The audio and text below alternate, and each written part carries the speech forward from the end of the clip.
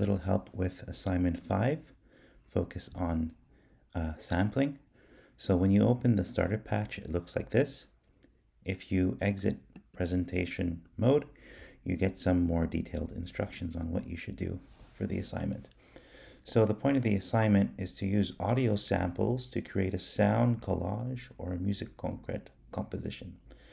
In Moodle, you'll find links to videos explaining what music concrete is.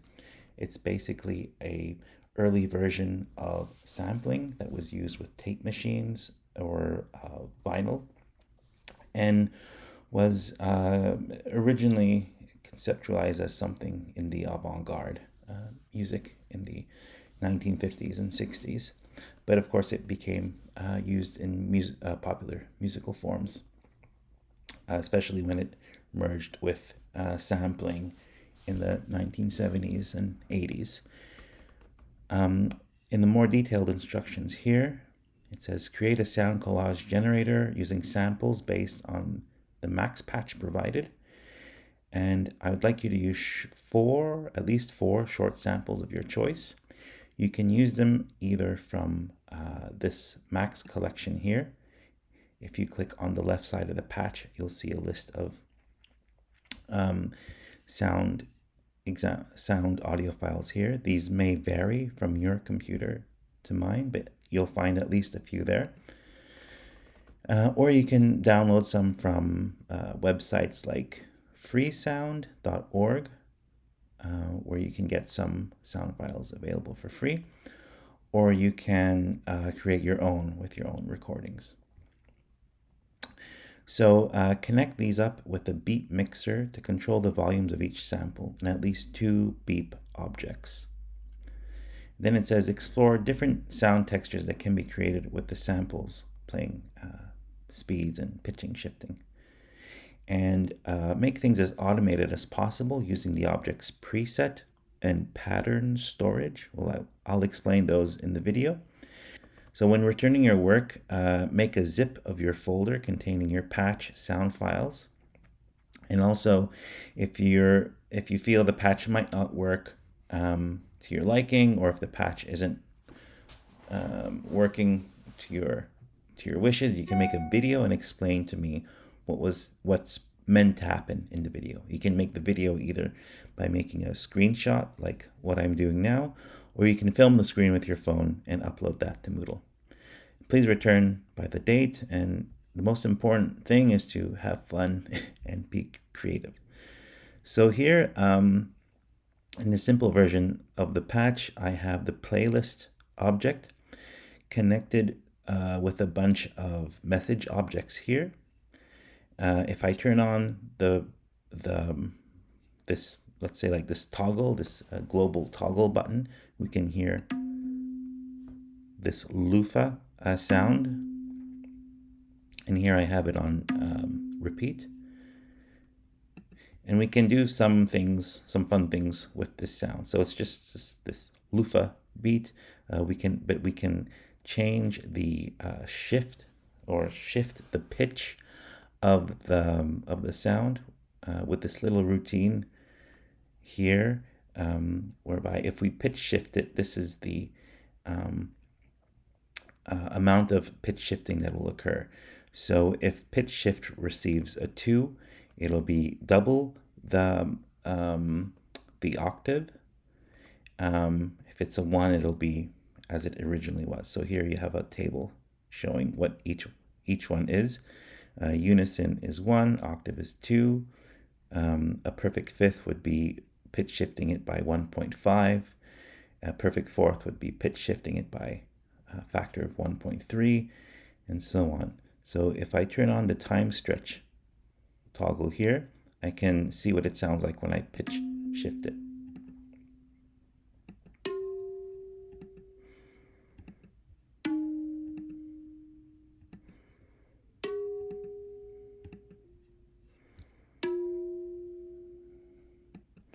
If I change the playback speed, it'll play it through quicker.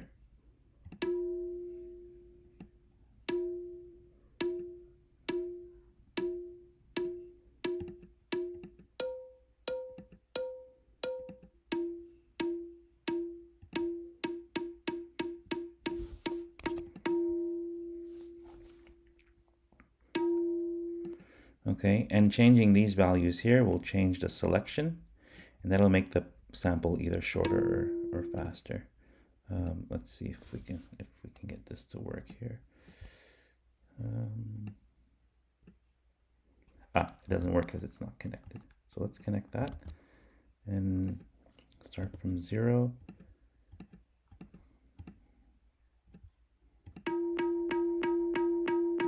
And we can change it like that. If this playback speed is below 1, then it starts playing slower.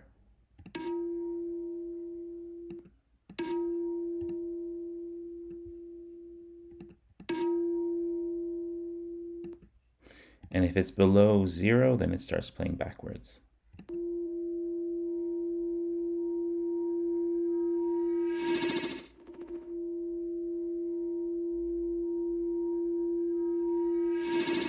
can start getting some cool effects.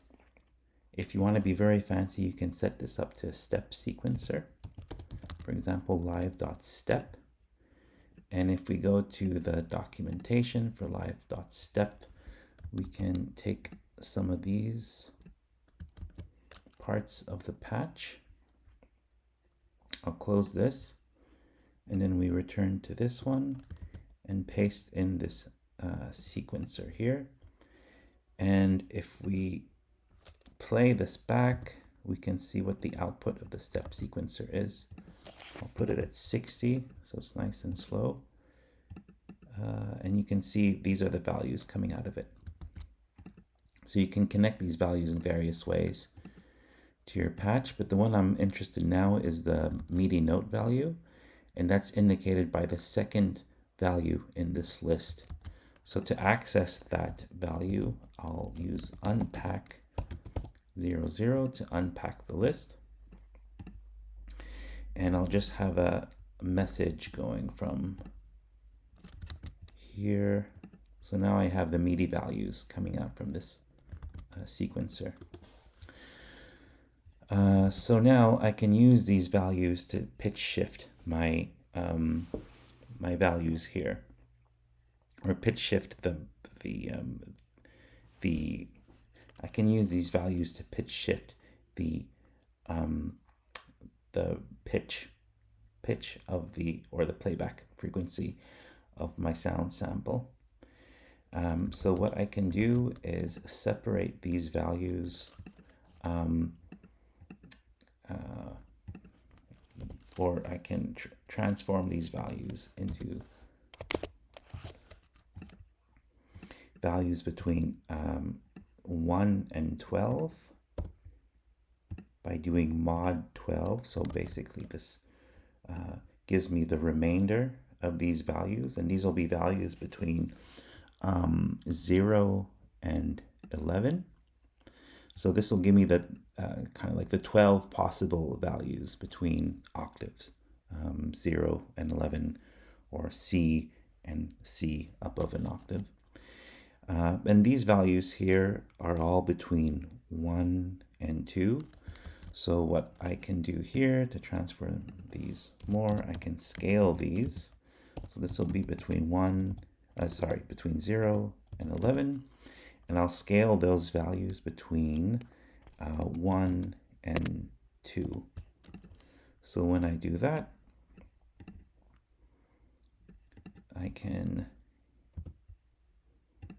then I scale these values. So I get scales between 1 and 2, and I'll connect it to this pitch shift message here so that it does something like this. And now when I play this back, you should hear the pitch shifting dynamically of the sample.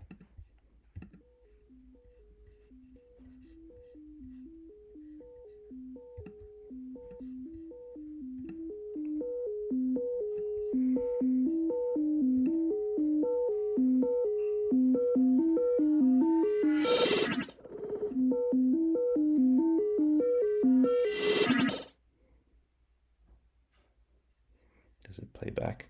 So sometimes it plays back, sometimes not. I mean, sometimes it loops and sometimes not.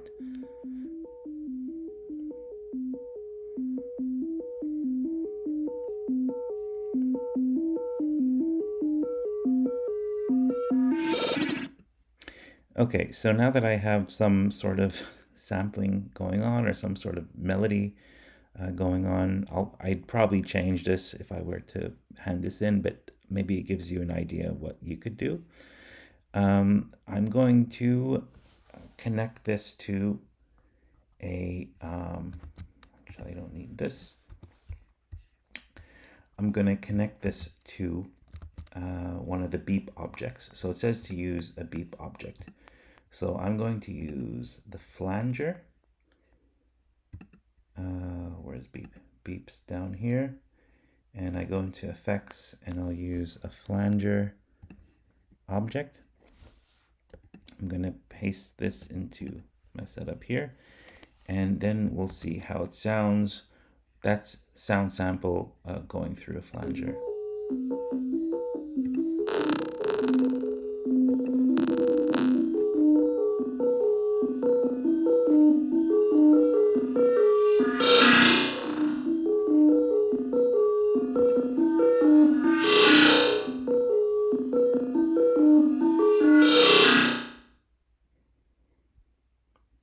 Something like that. So I have this flanger going through.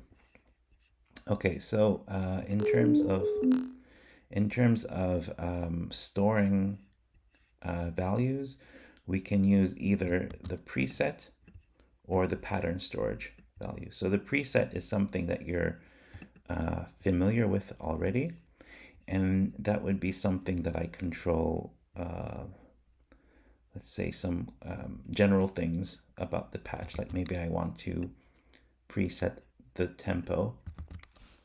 So I could put a preset object here and I'll have the tempo at 120, save it, then at 100, save it. Oops. Save it in, and then at 60, and I'll save that in position 3. So when I play this,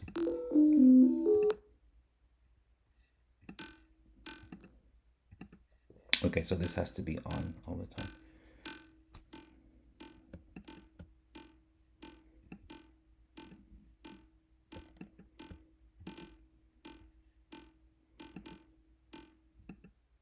Anyway, the point is that the pattern, the preset object allows us to have different values in the patch. But the preset doesn't seem to work for these beep objects. And for that, we have to use something called pattern storage.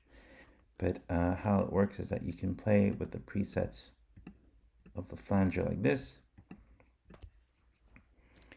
and store them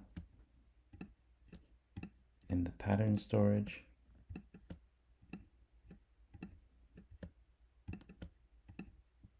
Like this, store 3, and then store 4. And then if I play with this, I'll have the different flanger. So you can change the dynamics of the flanger in the patch if you want. And these pattern storage gets saved to an external file, which you have to save with your patch. But I think the patch asks you if you want to save the differences. And here you can see from these values, there are a whole bunch of objects being controlled by the pattern storage. So you can use the presets, but you can also use the pattern storage object if you want more flexibility. Lastly, if you use some of your own sound files, one thing you can do is make sure that the sound files are automatically loaded with the patch. And for that, you can use this little routine here. So we have a load mess going into this patcher via the path, and this finds your max patcher on your computer. And then we combine path with cranes.wave. So cranes.wave is just the sound file that I'm using here. So whatever your sound file is, you can load it automatically into this waves like this, and then going through append. So I can show you here, if I clear this and I press path, then I'll find the crane again and I can play through it. Okay, so I hope that gives you some ideas. Oh yes, and then you should find 3 other sound files and play with it. So I hope you have fun with this. That's the most important thing. And find something that works for you, something that sounds good to you. And yes, thanks and good luck. See you soon.